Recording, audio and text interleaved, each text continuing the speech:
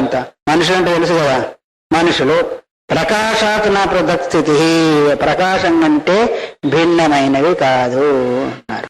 బంగారు కుండ, ఇత్తడి కుండ, మట్టి కుండ 3 ఉన్నాయనుకోండి, 3 ఒకే ప్రకాశం చేత ప్రకాశిస్తున్నాయి. ఇది బంగారు కుండ అన్నాము, ఇది ఇత్తడి కుండ అన్నాము, ఇదేమో మట్టి కుండ అన్నాము. ఒకే సూర్య ప్రకాశం చేత లేదా ఒకే దీప ప్రకాశం చేత ప్రకాశిస్తున్నాయి లేదా. అట్లాగే దేవతా శరీరాలు కావచ్చు, మానవ శరీరాలు కావచ్చు, ఇంకా తిరిగే శరీరాలు కావచ్చు, ఒకే చైతన్యం చేత ప్రకాశిస్తున్నాయా, వేరు వేరు శరీరాలు వేరు వేరు చైతన్యం చేతనా, ఒకే చైతన్యం చేత ఉన్నాయి. కాబట్టి నా పృథక్ స్థితి, వేరు వేరు అయ్యేదానికి అవకాశం లేదు. జీవ ప్రకాశ భిన్నత్వాతో సర్వాత్మీత్వ విధీయతే. జీవుడు ప్రకాశానికంటూ అభిన్నమైనందువల్ల అతను కూడా సర్వాత్మే. దేవతీయక మనుష్యాది శరీరాల్లో తిరుగుతూ ఏకమై ఉన్నాడు. ఆయన శరీరాలు మారినాయి కానీ తను మాత్రం మారలేదు. దానిలో ఉండేది అదే, దీనిలో ఉండేది అదే, దీనిలో ఉండేది అదే. బలుగులన్నీ వేరువేరుగా ఉన్నాయి. దానిలో ఉండే కరెంటు ఒకటే. అట్లాగే దేవతా బలువు వేరు, మనుష్య బలువు వేరు, తిరిగే బలువు వేరు. ఈ బలువులన్నింటిలో తిరిగే చైతన్యము ఒకటే. బలువులు పగిలిపోయినా కానీ చైతన్యాన్ని ఏం పగిలిపోయేది కాదు అనే విషయాన్ని. ఇంకా ఈ విధంగా ఎవరైతే ఏం ప్రకాశ రూపత్వ పరిజ్ఞానే దృఢీకృతే, అంటే శరీరాలు మారినప్పటికీ అందులో ఉన్నది సర్వాత్మత్వ రూపం, నేను అదేను అని ఎవరికైతే ఈ జ్ఞానము దృఢమైపోయిందో, మన సందేహం ఉండకూడదు. మనం విన్నప్పుడు మనకు దృఢమవుతుందో ఆ తర్వాత మన సందేహం పట్టుకుంటుంది. అట్లా కాదు, విన్నా వినకపోయినా, ఎవరున్నా లేకపోయినా, ఎప్పుడు అదే భావం చేత ఒకవేళ ఉంటే అందా ప్రకాశ రూపత్వ పరిజ్ఞానే దృఢీకృతే. నాకు ప్రకాశ స్వరూపము అని ఎవరికైతే దృఢమైందో ఆ భావన పునరావృత్తిరహితం కైవల్యం పదమస్తతే. సాక్షాత్కరణ భవేన్న పునరావృత్తిర్ భవాంబోధం అన్నారు శ్లోకంలో. అది కూడా పునరావృత్తిరహితమైన కైవల్యం అంటే కేవలస్య భావ కైవల్యం. ఇంకా కేవలంగా ఉంటాడు. శరీరాలమైన అహంకారమైన బుద్ధిమైన అనే భావనే ఉండదు వాడికి ఇంకా.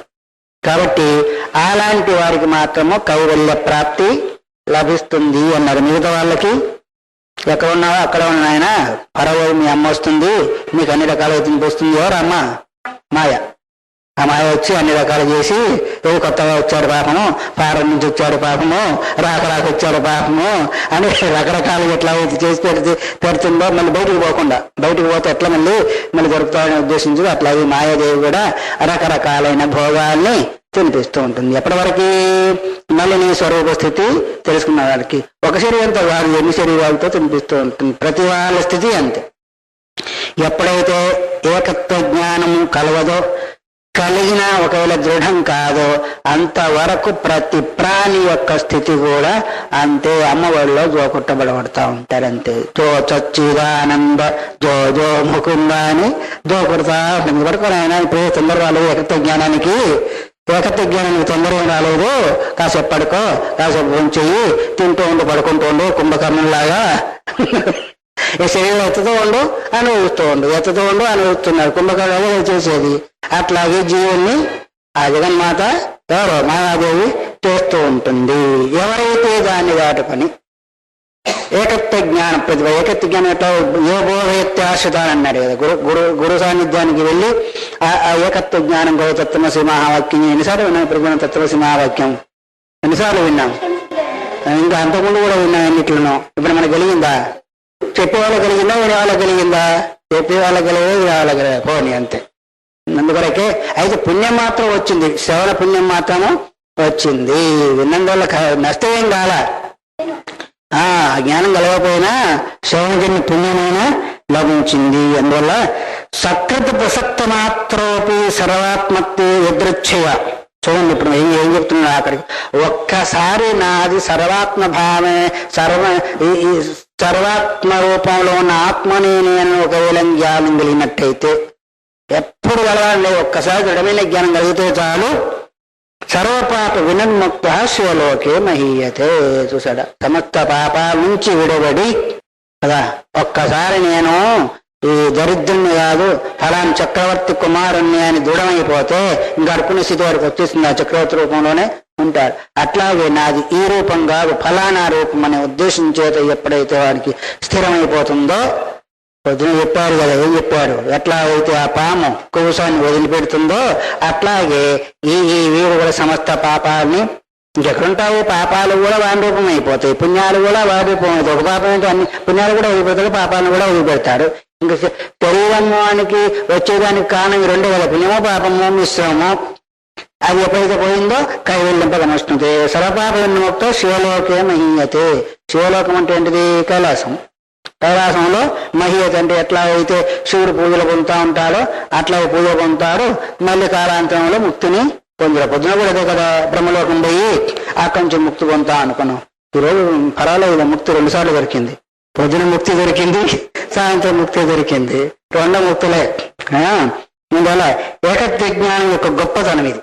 జీవ బ్రహ్మ ఏకత్వ జ్ఞానం యొక్క గొప్పతనం ఏంటిది అంటే సమస్త పాపాల నుంచి విముక్తై శివలోకంలో మహీయత అంటే పూజింపబడతాడు అన్నారు. ఎందుకంటే శివుడికి వీరికి తేడా లేదు. జ్ఞానీతు ఆత్మైవ మే మతం అని భగవంతుని యొక్క వాక్యం. జ్ఞాని నా యొక్క స్వరూపం. ఏ జ్ఞానము? జీవ బ్రహ్మైక్య జ్ఞానం కలిగిన వాడు వాడు జ్ఞాని, వాడు నా యొక్క స్వరూపం కాబట్టి అతనికి నాకు తేడా ఏమీ లేదని నా యొక్క అభిప్రాయము అని అన్నట్టుగానే ఇక్కడ ఊళ్ళో కూడా శివలోకి మహీయతే, శివలోకంలో పూజింపబడతాడు అనే విషయాన్ని చెప్పాడు. అందువల్ల జీవబ్రహ్మణో ఏకత్వ జ్ఞాన మహాత్మ్యం కౌముతికాన్యాయన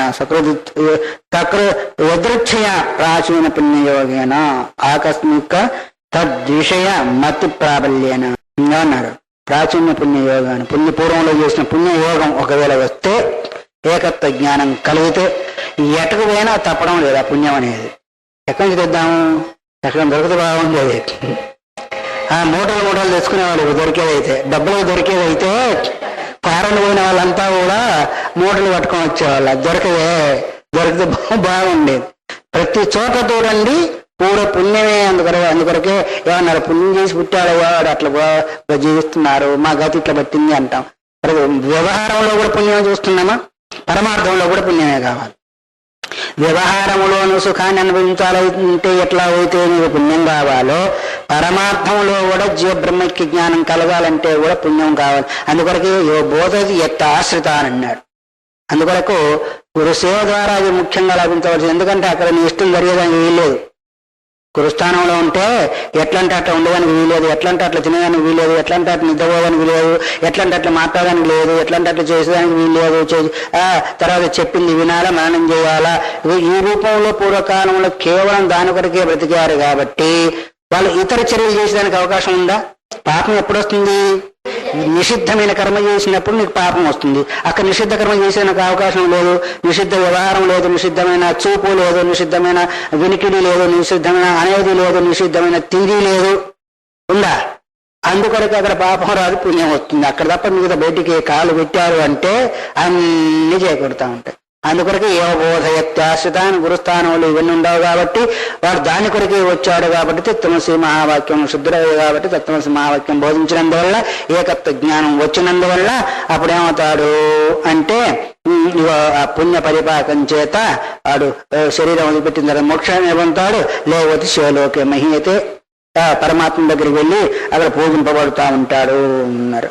అందువల్ల సర్వాత్మత్వ భావము ఎప్పుడు కలుగుతుంది అంటే పుణ్య పరిపాకం చేత. అప్పుడు సమస్త పాపాలు కూడా పోతాయి, శివుని మాధవుని పూజింపబడతారు, లేదు శివుడే అయిపోతాడు అనే విషయాన్ని గుర్తు చేశాడు. సర్వాత్మ భావన యస్య పరిపాక్వ మహాత్మన సంసార తారక సాక్షాత్ పరమేశ్వర. ఆయన కేవలము పూజింపబడమే కాదు, సర్వాత్మ భావన యస్య పరిపక్వ మహాత్మ. ఏ మహాత్మునికైతే సర్వాత్మ భావన పరిపక్వమైందో, ఇప్పుడు సర్వాత్మ భావన పరిపక్వం అయితే మహాత్ముడు అన్నట్ట, కాకపోతే మహాత్ముడు అన్నట్ట? అదే కదా వాసుదేవ సర్వమితి స మహాత్మ. భగవంతుడు కూడా అక్కడ చెప్పాడు. ఇదంతా కూడా వాసు యొక్క స్వరూపమే అనే భావన ఎవరికైతే ఉంటాడో అతను మహాత్ముడు, అతను పూజ్యుడు అన్న. అట్లాగే సర్వాత్మ భావన యస్య పరిపక్వ మహాత్మన. ఏ మహాత్మునికి ఇదంతా కూడా ఆత్మస్వరూపమే అనే భావన పరిపక్వమైందో అనుకున్నప్పుడు బాగానే ఉంటుంది. కానీ ఈ మా యొక్క ప్రభావం మనస్సు మీద పడి పూర్వ సంచిత పాపం కూడా ఆ మనస్సు మీద పడి మళ్ళీ భేదభావాన్ని కలిగజేస్తూ ఉంటుంది. అదే సాధన ఏంటిది? దాన్ని తగ్గించుకోవడమే సాధన. లోకవరకు తత్వమసి తత్వమసి తత్వమసి తత్వమసి జపయోగ్యం కూడా కాదన్నారు కదా, అది వదిలిపెట్టా మనం. ఏంటిది? తత్వమసి మహావాక్యము జపయోగ్యం కూడా కాదు, ఉపాసన భావం కూడా కాదు. అన్ని శ్లోకాలు కరెక్ట్గా చెప్పుకున్నాం కదా. అందుకొరకు అది ఉపాసన యోగ్యం కూడా ఉపాస్యత్వం చెప్పారు కదా. తత్వమసి మహావాక్యము ఉపాసన భావంతో చెప్పబడేది కూడా దాని ముందు వచ్చింది, మీరు గుర్తున్నారు కదా. అది ఉపాసన కాదు, ఉపాస్యము కాదు. అంటే తత్వత్వము ఏకమే, కానీ ఉపాస్య భావం ఎప్పుడు కలుగుతుందన్నారు? వేరే భిన్నత్వంగా ఉన్నప్పుడే కలుగుతుంది. అందుకొరకు అది ఉపాసనా భావం చేత చేసేది కూడా కాదు ఆ వాక్యం. మరి ఇప్పుడు ఏం చేస్తున్నారు? తత్వమసి జపం చేయమంటున్నారు, చేస్తున్నారు. ఆ జపయోగ్యం అయిందో? అందుకొరకు మాటిమాటికి నేను వాదించాను పెద్దవాళ్ళతో. అది విచారణ యోగ్యం కానీ మహావాక్యాలు జపయోగ్యమైనవి కాదు. ఏకత్వ భావన బోధించేది ఏకత్వానుసంధానం చేయడమే తప్ప అక్కడ జపానికి ఆస్కారం లేదు. మిగతాయన్నీ కూడా జపానికి ఆస్కారం అయితే కావచ్చు కాక. కాబట్టి ఆ భావం పరిపక్వం అయిపోతే చాలు సమస్త పాపాలు పోతాయి అంటే ఇప్పుడు ఆ మంత్రాన్ని జపం చేసినందువల్ల పాపాలు పోతాయి. జపాసిద్ధి జపతో నాస్తి పాతకమన్నారు. ఇతర మంత్రాలు జపించినందువల్ల పాపం పోతుంది. తత్వమసి వాక్యం చేత ఏకత్వ భావన దృఢమైనందువల్ల పాపం పోతుంది. చూసారా? అవి ఎన్నో జపం, కొన్ని వేలో కొన్ని లక్షలో జన్మ చేస్తే గాని అక్కడ మనకు పాపం పోతుంది. అది పాపం పోయేదే. ఏకత్వ భావన సిద్ధమైతే ఇది పాపం పోతుంది. మహాత్మ రూపంలో ఉంటాడు. ఇంకేమవుతుంది అంటే సంసార తారక సాక్షాత్ సయే పరమేశ్వర. పరమేశ్వరుడు యొక్క అనుగ్రహం చేత ఎట్లా అయితే జనమన్న ప్రవాహ రూపం సంసారం దాటుకొని పోతుంటాడో అట్లాగే ఈ మహాత్ముని యొక్క అనుగ్రహం చేత కూడా సంసారాన్ని తరించిపోతాడు. అంటే ఇతను కూడా సంసార తారకుడే, అంటే తరింపజేసేవాడు. జనమన్న ప్రవాహం నుంచి తరింపజేసేవాడు ఎవరో ఏకత్వ భావన కలిగిన ఆ మహానుభావుని యొక్క అని. అందుకొరకు యో బోధవత్యాస్తాన్ సాక్షాత్ కరుణాద్ భవేద్ పునరావృత్తిర్ భవాంబో నిధవ్. అలాంటి దక్షిణామూర్తికి నేను నమస్కారం చేస్తున్నాను అని 3వ శ్లోకాన్ని పూర్తి చేశారు. కాబట్టి తత్వమసి మహావాక్యమే చాలా విశ్లేషణ చేశారు. నైష్కర్మ్య సిద్ధిలో కూడా అంత విశ్లేషణ. ఇంకా ఈయన చేసినంత తత్వమసి మహావాక్య విచారణ బహుశా మనం చూడలేదేమో. ఈ రెండిట్లో చూస్తే అంత విశేషంగా కనిపిస్తోంది మహావాక్య విచారణ అన్నారు. దీంతో 3వ శ్లోకాన్ని మనం పూర్తి చేసుకున్నాం. పెద్దవాళ్ళ యొక్క అభిప్రాయం ఏంటి అంటే, మొదటి శ్లోకమేమో తత్పదార్థాన్ని బోధిస్తుంది, 2వ శ్లోకమేమో తంపదార్థాన్ని బోధిస్తుంది, 3వ శ్లోకమేమో ఆ రెండింటి యొక్క తత్వం పదార్థాల ద్వారా వాచ్యాది లక్ష్యాలను వేరు చేసి ఏకత్వాన్ని బోధిస్తుంది అని చెప్పి. ఎందుకంటే బియ్యంశాంతరో అంకురో దోదిదం అన్నారు కదా. బియ్యశాంతో అంకురో దోదిదం అంటే అది జీవునికి సంబంధించింది కదా, అది తంపద వాచ్యం. మొట్టమొదటి చెప్పింది విశ్వందర్పణ దృశ్యమానవతుల్యం నిజాంతర్గతం అని పరమేశ్వరుని గురించి చెప్పబడింది. అందులో మొదటి శ్లోకం తత్పదార్థాన్ని బోధించేది, 2వ శ్లోకమేమో తంపదార్థాన్ని బోధించేది, 3వ శ్లోకమే తత్వమసి యో బోధవతి అత్యాస్తాన్ తత్వమసీతి మహావాక్యం అని ఈ రెండింటి యొక్క ఐక్యాన్ని బోధిస్తుందనే అభిప్రాయాన్ని వెలుగుచ్చారు. తర్వాత 4వ శ్లోకాన్ని ప్రారంభం చేస్తూ ముందు భూమికను రచిస్తున్నారు. ఎవరు? సురేష్ వాళ్ళు. సతస్తంత ప్రకాశంతే భావగతపతాదయ నేశ్వరస్య సమావేశాత్ ఇత్యస్యోత్తరముచ్యతే. పరమాత్మతో సంబంధం ఏంటి? భావ పదార్థాలు అంటే ఈ ఘటపటాలన్నీ కూడా భావ పదార్థాలు అంటున్నారు. అంటే కుందేటి కొమ్మ మాదిరిగా అభావ పదార్థమేమి కాదు. అంటే తాత్కాలిక భావం మనం విచారిస్తా అంటే మిగతా వాళ్ళు కొంత ఇది సత్యం అనే భావన, ప్రపంచం అంతా కూడా సత్యమే అనే భావం చేత ఉండేవాళ్ళు ఉంటారు. సత్యమని కాదు, ఆపేక్షిక సత్యత్వం. కాబట్టి పరమేశ్వరునితో ప్రకాశించేది ఏంటి? సతస్తంత ప్రకాశంతే, సతాగానే ప్రకాశిస్తున్నాయి. పరమాత్మతో ప్రకాశించే అవకాశమే లేదు. నేశ్వరస్య సమావేశాలు ఇత్యశ్చోత్త, ఈశ్వరుని యొక్క సమావేశం చేత ఇవి ప్రకాశిస్తాయి అని చెప్పేదానికి అవకాశము లేదు అని ఈ విధంగా సందేహము వస్తుంది. కాబట్టి ఈ విధంగా ప్రశ్న వేస్తారు. కాబట్టి దానికి ఎందుకు ప్రకాశిస్తున్నాయి అనేది అన్ని కూడా మనము ఇక చెప్పవలసి ఉంటుంది. దాని కొరకు 4వ శ్లోకాన్ని ప్రారంభము చేస్తున్నారు. నానా ఛిద్ర ఘటోదర స్థిత మహాదీప ప్రభాభాస్వరం జ్ఞానం యస్య తు చక్షురాధికరణ ద్వారా బహిస్పందతే జానామీతి తమేవ భాంతమనుభాత్యేతస్సమత్తం జగత్ తస్మై శ్రీ గురుమూర్తయే నమైదం శ్రీ దక్షిణామూర్తయే. 4వ శ్లోకం. నానా ఛిద్ర ఘట ఉదర స్థిత. ఘటం అంటే కుండ, ఉదరం అంటే దాని పొట్ట కదా, దీపం. అంటే కుండ అనేక రంధ్రాలు కలిగిన కుండ యొక్క మధ్య లోపల మహాదీప అంటే గొప్పైన ప్రకాశం కలిగిన దీపాన్ని పెట్టాం. చాలా ప్రకాశవంతమైన దీపాన్ని బల్బు అనుకోండి, ఏదైతేమి దాని మధ్యలో ఉంది. దానికి ఎన్నో రంధ్రాలు ఉన్నాయి. ఆ మధ్యలో దీప ప్రభాభాస్వరం దగద్దగాయమానంగా అది ప్రకాశిస్తూ ఉంది. ఎట్లా అయితే ఆ కొండ మధ్య లోపల ప్రకాశం ఉన్న తర్వాత ప్రకాశం ఈ రంధ్రాల ద్వారా బయటకు వస్తుందా లేదా? వస్తుంది. బయటకు వచ్చి ఎందుకు మహాప్రకాశం కాబట్టి బయటకు వచ్చి ఆ రంధ్రాల దగ్గర ఏ ఏ వస్తువు ఉందో ఆ రంధ్రం నుంచి బయటకు వచ్చిన ప్రకాశము ఆ వస్తువుని ప్రకాశింపజేస్తుంది కదా. ఈ కుండ అనుకోండి, కుండ ఇవన్నీ రంధ్రాలు అనుకోండి. ఈ రంధ్రాల నుంచి ఇక్కడిది పెట్టాము దీపము. ఇక్కడి నుంచి ప్రకాశం బయటకు వస్తుందా లేదా? వస్తుంది. వచ్చినప్పుడు ఇక్కడి నుంచి వచ్చిన ప్రకాశము ఇక్కడ ఉన్న వస్తువును ప్రకాశింపజేస్తుంది. ఇక్కడి నుంచి వచ్చిన ప్రకాశము ఇక్కడ ఉన్న వస్తువుని, ఇక్కడి నుంచి వచ్చిన ప్రకాశం ఇక్కడ ఉన్న వస్తువుని, ఇక్కడి నుంచి వచ్చిన ప్రకాశం ఇక్కడ ఉన్న వస్తువుని ప్రకాశింపజేస్తుంది ఒకటి. కానీ ఇక్కడి నుంచి వచ్చిన ప్రకాశం ఇక్కడ ప్రకాశింపచేయలేదు, ఎక్కడి నుంచి వచ్చిన ప్రకాశము ఇక్కడి వస్తువును ప్రకాశింపజేయలేదు. ఎక్కడున్న వస్తువును అక్కడనే ప్రకాశింపజేస్తుంది కానీ ఇంకొక దగ్గర ఉన్న వస్తువును ప్రకాశింపచేయడం లేదు. అట్లాగే ఇక్కడ కూడా చక్షురాధికరణ ద్వారా బహిస్పందతే అన్నారు. ఈ లోపల మహాప్రకాశం ఏంటిది? చైతన్యం యొక్క ప్రకాశము ఈ చక్షురాది ఇంద్రియాలనే రంధ్రాల ద్వారా బయటికి వచ్చి ఈ రంధ్రం ద్వారా వచ్చాము రూపాన్ని ప్రకాశింపజేస్తుంది, ఈ రంధ్రం ద్వారా వచ్చాము శబ్దాన్ని ప్రకాశింపజేస్తుంది. ఇంకా ఆయా నవరంధ్రాల ద్వారా వచ్చేసి ఆయా వస్తువునంతా కూడా అయితే చక్షు ద్వారా వచ్చిన ప్రకాశం శబ్దాన్ని ప్రకాశింపజేయలేదు, శ్రోత్రేంద్రం ద్వారా వచ్చిన ప్రకాశము రూపాన్ని ప్రకాశింపజేయలేదు. ఎట్లాగైతే ఘటరంధ్రాల దగ్గర ఉన్న ప్రకాశం ఆ రంధ్రం దగ్గర ఉన్న వస్తువునే ప్రకాశింపజేస్తాయో ఇది కూడా అంతేను. అందుకొరకే రూపజ్ఞానం ఉన్నదానికి శబ్దజ్ఞానం లేదు, శబ్దజ్ఞానం ఉన్నదానికి రూపజ్ఞానం లేదు. ఒక మహానుభావుడు తపస్సు చేస్తున్నాయంట. ఒక కటికవాడేమో గోవును చంపి మాంసం అమ్ముకోవాలని ఉద్దేశించే దాన్ని వెంటబడ్డాడు. అది నెమ్మది పరిగెత్తుకొని పోయింది. ఈ కటికవాడు దాన్ని వెంటపోయాడు. పోతా ఉంటే అదో తప్పించుకొని పోయింది, ఇప్పుడు చూడలేదు. మహానుభావ ఇక్కడి నుంచి గోవు పోయిందా అని అడిగాడు ఆ మహానుభావ. పోలేదు అంటేనో అసత్య దోషము, పోయిందంటే గోహత్యాపాదగానే భాగం వస్తుంది. చెప్పితే చూపిస్తే మరి ఏం చేయాలా? నాయన చెప్పేవాడు చూడలేదు, చూసేవాడు చెప్పలేదు, ఎవరిని అడుగుతున్నావు లే అన్నావు. చూసేవాడు ఎవడు? కన్నులు. అది చెప్తాయా? దాన్ని చూసేవాడు ఏం చెప్పలేదు, చెప్పేది ఏంటిది? నోరు. అది చూస్తుందా? సత్యం కాలేదు, అసత్యం కాదు. అంటే ఎందుకు చెప్పుకుంటున్నామంటే ఒక్కొక్క ఇంద్రియానికి ఒక్కొక్క విషయాన్ని ప్రకాశింపజేసే శక్తి ఉంది కానీ ఇతర విషయాన్ని ప్రకాశింపజేసే శక్తి లేదు. ఇది మనం అవగాహన చేసుకునే దాని కొరకు. కానీ అట్లాగే అక్కడ ఎట్లాగైతే ప్రకాశం వచ్చిందో ఇక్కడ కూడా ఒక్కొక్క ఇంద్రియం ద్వారా జ్ఞాన ప్రకాశం వచ్చింది. జ్ఞానం యశతి చక్షురాధికరణ బహిస్పందతే, జ్ఞాన ప్రకాశం వచ్చింది. జ్ఞానం యొక్క ప్రకాశం అంటే జ్ఞాని సతప్రకాశం. జ్ఞానం యొక్క ప్రకాశం బయటకు వచ్చింది కాబట్టి మనకు జ్ఞానం కలుగుతుంది.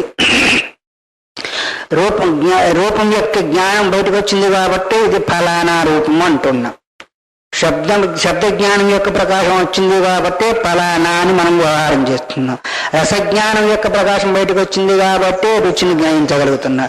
అందువరకు జ్ఞాన ప్రకాశము చక్షురాది ఇంద్రియాల ద్వారా బయటికి వస్తుంది. తర్వాత జానామీతి, నేను ఈ వస్తువుని తెలుసుకుంటున్నాను, ఈ రూపాన్ని తెలుసుకుంటున్నాను, ఈ రసాన్ని తెలుసుకుంటున్నాను, ఈ శబ్దాన్ని తెలుసుకుంటున్నాను, ఈ స్పర్శను తెలుసుకుంటున్నాను అని ఆ విధంగా మనకు వ్యవహారం జరుగుతుందా లేదా? వ్యవహారం జరుగుతుంది. కాబట్టి తమేవ భాంతమన భాత్యేతి సమస్తం జగతో, ఆ ప్రకాశించేదాన్ని కూడా ప్రకాశించే వాడు కాబట్టి ఇదేమో జ్ఞాన ప్రకాశం. ఏం జ్ఞాన ప్రకాశము? వృత్తి జ్ఞాన ప్రకాశం. ఈ వృత్తి జ్ఞాన ప్రకాశాన్ని కూడా ప్రకాశించేది ఎవరైతే ఉన్నాడో అది తత్వం యొక్క స్వరూపము. ఎట్లాగైతే అద్దంలో సూర్యుని యొక్క ప్రతిబింబం పడినందువల్ల, సూర్యుని యొక్క ప్రకాశం పడినందువల్ల ఈ అద్దం యొక్క ప్రకాశం ఇంకో దగ్గరికి పోతే అక్కడ వస్తువు ప్రకాశిస్తుందా లేదా? చిన్నపిల్లప్పుడు సూర్యుని ఇటు పెట్టి ఇటు అంటా ఉంటే సూర్యుడు మన ఇంటికి వచ్చాడని పిల్లవాళ్ళు ఆడుకుంటుండేవారు. మీరు కూడా ఆడుకున్నారులే, ఇప్పుడు పెద్దవాళ్ళు అయ్యారు కదా. అందువల్ల ఇది చీకటింట్లోకి ఇలా పెట్టినట్టయితే ఈ ప్రకాశం పోయి అక్కడ చీకటిని పోగొడుతుందా లేదా? అయితే ఈ ప్రకాశం ద్వారా అది పోయింది. ఈ ప్రకాశాన్ని కూడా ప్రకాశింపజేసేది ఏంటిది? సూర్యుని యొక్క ప్రకాశం. అట్లాగే చక్షురాది ఇంద్రియాల ద్వారా జ్ఞాన ప్రకాశం బయటికి వచ్చేసి ఇక్కడ ఉన్న చీకటి పోగొట్టింది. అయితే ఆ జ్ఞాన ప్రకాశం వృత్తి జ్ఞానం కాబట్టి ఆ వృత్తి లోపల చైతన్యం యొక్క ప్రతిబింబం పడినందువల్ల ఈ ప్రకాశం వచ్చేసి ఈ యొక్క పదార్థాల దగ్గర ఉన్న అజ్ఞానాన్ని తొలగించినందువల్ల ఓ ఇది కుండ, ఇది ఫలానా, ఇది ఫలానా అని నేను తెలుసుకుంటున్నాను అనే జ్ఞానము మనకు కలుగుతుంది. అందుకు జానామీతి తమేవ భాంతం అనుభాతి అన్నారు. నేను తెలుసుకుంటున్నాను అనే ఈ విషయాన్ని భావన కలిగినట్టు అలాంటి భాంతం అనుభాతి, ఆ ప్రకాశాన్ని ప్రకాశింపజేసే, అంతేకాని సమస్త జగత్తులో ఉన్న ప్రకాశము అదేను. ఆ ప్రకాశం ద్వారానే సమస్త జగత్తు ప్రకాశిస్తుంది. అలాంటి ప్రకాశ స్వరూపమైన శ్రీ దక్షిణామూర్తికి నేను నమస్కరిస్తున్నాను అన్నారు. అందుకని కదా శృతి చెప్తుంది, నతత్ర సూర్యో భాతి నచంద్రతారకం నేమా విదితో భాంతి కుతోయమగ్ని అనే ఉపనిషత్తు యొక్క వాక్యం. ఆ ప్రకాశం దగ్గర ఆ ప్రకాశాన్ని సూర్యుడు ప్రకాశింపజేయలేడు, చంద్రుడు ప్రకాశింపజేయలేరు, ఇంకా విద్యుత్ తారలు వగైరా వగైరా ప్రకాశింపజేస్తాయి. ఎందుకంటే ఆ ప్రకాశం ఎవరిది? యథాదిత్యేతం తేజో జగద్భాసేతం, సూర్యుల్లో ఉంది, చంద్రుల్లో ఉంది, అన్నిట్లో ఉంది నా ప్రకాశం ఉన్నప్పుడు మళ్ళీ ఈయన పోయి ఆయన ప్రకాశింపజేసేది ఏంటి? ప్రకాశింపజేస్తాడా? ఇప్పుడు ఒకరి యొక్క ప్రభావం చేత మీరు జీవిస్తున్నారు అనుకోండి, మీరు మళ్ళీ అతని జీవింపజేయగలుగుతారా? జీవింపజేయలేరు. ఒక టార్చ్ ఉంది, టార్చ్ యొక్క ప్రకాశం చేత ఈ వస్తువు ప్రకాశిస్తుంది, మళ్ళీ ఈ వస్తువు టార్చ్ని ప్రకాశింపజేయగలుగుతుందా? ఎందుకంటే అదే పరాధీన ప్రకాశమై ఉంది, మళ్ళీ దాన్ని ప్రకాశింపజేస్తుంది. అందుకొరకు సూర్యుడు చంద్రుడు వగైరంతా కూడా ఆ ప్రకాశం చేతనే ప్రకాశిస్తున్నారు. మళ్ళీ వీళ్ళందరూ కూడా ఆ ప్రకాశాన్ని ప్రకాశింపజేయగలుగుతారా? అందుకొరకు తమేవ భాంతం అనుభాతి, ప్రకాశించే వాటిని కూడా ప్రకాశింపజేస్తుంది. కాబట్టి అలాంటి దక్షిణామూర్తి తత్వ స్వరూపమైన తత్వానికి నేను నమస్కరిస్తున్నా అని సామాన్యమైన అర్థాన్ని మనము ఇప్పుడు చెప్పుకున్నాం. సురేశ్వరాచార్యులు దీనికి విశేషార్థాన్ని ఏం చెప్తారో దాన్ని రేపు మనము విందాం. హరి ఓం తత్సతో. శంకరం శంకరాచార్యం కేశవం బాదరాయణం సూత్రభాష్యకృతౌ వందే భగవంతో పునః పునః. సదాశివసమారంభాం శంకరాచార్యమధ్యమాం అస్మదాచార్యపర్యంతాం వందే గురుపరంపరాం. నానాఛిద్రఘటోదరస్థిత మహాదీప ప్రభాభాస్వరం అనే 4వ శ్లోకంలో దానికి సంబంధించిన సంక్షేపమైన అర్థాన్ని నిన్న విశదీకరించుకున్నాము. సురేశ్వరాచార్యుల వారు దానికి సంబంధించి రకరకాలైన ఉపమాన ఉపమేయాలతో సత్తా స్వరత్తా ఏ విధంగా ఈ శరీరంలోంచి బయటికి వచ్చి బయట ఉన్న ప్రపంచాన్ని ప్రకాశింపజేస్తుంది అనే విషయాన్ని గుర్తు చేస్తూ, అహమిత్యనుసంధాత జానామీతి నచేత్ స్ఫురేత్ కస్య కోవా ప్రకాశేత జగచ్చ స్యాత్ సుషుప్తవత్. నేను అని అనుసంధానం చేసేవాడు, అహమిత్యనుసంధాత అంటే నేను అని అనుసంధానం చేసేవాడు. తెలుసుకుంటున్నాను, జానామి అంటే తెలుసుకుంటున్నాను, నేను తెలుసుకుంటున్నాను, ఫలానా వస్తువు నేను తెలుసుకుంటున్నాను అని ఈ విధంగా స్ఫురణ లేకపోతే, ప్రకాశం లేకపోతే, కస్యకోవా ప్రకాశేత దేన్ని ప్రకాశింపజేస్తుంది? జడ వస్తువు స్వయం ప్రకాశం కాదు, అది పరప్రకాశం. అందువల్ల అది వేరే దాన్ని ప్రకాశింప చేయలేదు. చేయకపోతే ఏమవుతుందంటే జగత్తు సుషుప్త అవుతుంది. సుషుప్తలో ఎట్లా అయితే చీకటి ఉంటుందో అట్లా చీకటే ఉంటుంది, కానీ ప్రకాశం అనేది రాదు. అందువల్ల జడవస్తులలో ప్రకాశం లేదు, చైతన్యంలోని ప్రకాశం ఉంది. చైతన్య ప్రకాశం చేతని జగత్తంతా కూడా ప్రకాశిస్తుంది. ఆ చైతన్య ప్రకాశము ఈ కుండలో ఉండి, ఏ కుండలో? శరీరం అనే కుండలో ఉండి నవరంధ్రాల ద్వారా బయటికి వచ్చేసేసి సమస్త ప్రపంచాన్ని ప్రకాశింపచేస్తుంది.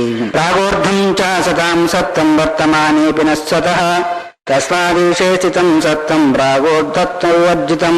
సతాం సత్వం, అసత్తుకు అసత్ పదార్థాలకు ఉనికి అనేది వర్తమానేపి నస్సతః, ముందు లేదు దానికి ఉనికి, ఇప్పుడు కూడా ఉనికి లేదు. స్వతః ఉనికి లేదు, సత్తావత్తమైన చైతన్యం ద్వారానే దానికి ఉనికి వచ్చింది.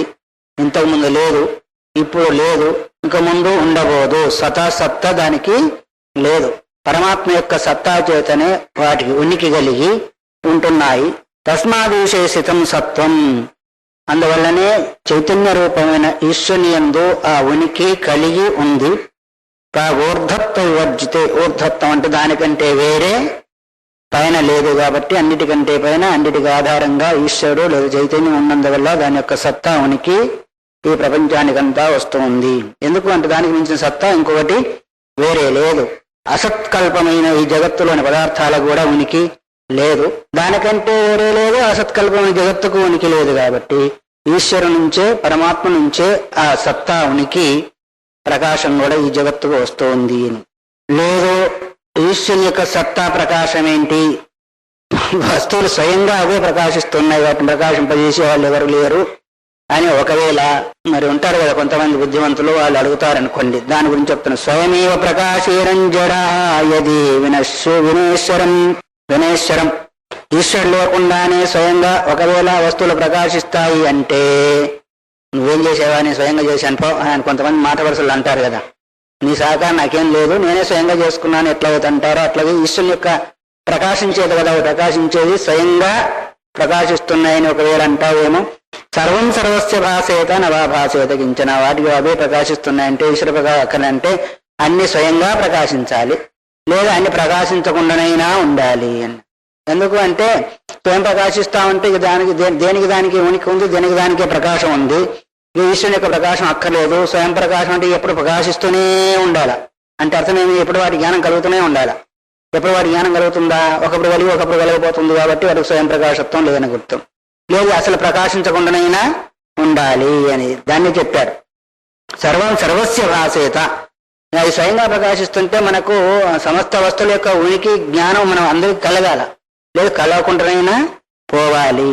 తస్మాత్ సర్వజ్ఞం అజ్ఞం వా జగత్ సాదేక రూపకం, స్వయం ప్రకాశించినందువల్ల మొత్తం జగత్ అంతా కూడా సర్వజ్ఞం అయిపోవాలి. స్వయం ప్రకాశిస్తున్నాయి కూడా ఇంకా అన్ని ప్రకాశించిన జగత్ అంతా కూడా సర్వజ్ఞం అయిపోతుంది, జడవస్తువులు కూడా సర్వజ్ఞులు అయిపోతాయి. ఒకటి తెలుసుకుంటే అల్పజ్ఞత్వం లేదు అజ్ఞత్వం వస్తుంది, కానీ మొత్తం తెలుసుకుంటే సర్వం జానాతీతి సర్వజ్ఞ, సమస్తాన్ని తెలుసుకునేది సర్వజ్ఞుడు. వస్తువులన్నీ స్వయం ప్రకాశం అయినట్టయితే ఇంకా వాళ్ళకి సర్వజ్ఞత్వం వస్తుంది, లేదు ప్రకాశించకపోతే అజ్ఞత్వమైనా వస్తుంది. సాదేక రూపకం తస్మాత్ సర్వజ్ఞం అజ్ఞం వా జగత్ సాదేక, జగత్ ఒకే రూపంలో ఉండాలి. ఎందుకంటే అందరు తెలుసుకున్న వాళ్ళైనా కావాలా, లేదు తెలుసుకున్న వాళ్ళైనా కావాలా. అప్పుడు అందరు సర్వజ్ఞులు అయితే ఒకరి మాట ఒకరు వినరు కదా. ఇంకా నువ్వెంతో నేనంతే ఇంట్లో అంటాను లేదా పోట్లాట వస్తే, అట్లాగే ఈ జగత్తులో నువ్వెంతో నేను కూడా అంతే అని పోట్లాడుకుంటా కూర్చుంటా ఉంటారు. అందువల్ల అందరు సర్వజ్ఞులైనా కావాలి, లేకపోతే అజ్ఞులైనా కావాలి. తుల్యే స్వయం ప్రకాశక్తి జలచేతనోర్మిధ తుల్యమేవ రసజ్జీరన్ గ్రాహ్య